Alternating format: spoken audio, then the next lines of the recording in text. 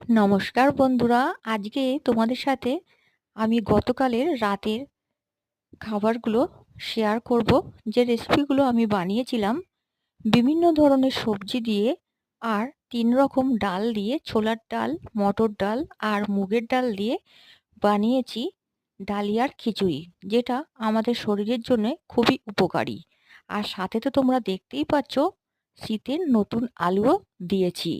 গাজর, বিনস, মটরশুঁটি, শিম সবকিছুই ডালিয়াতে তোমরা দিতে পারো।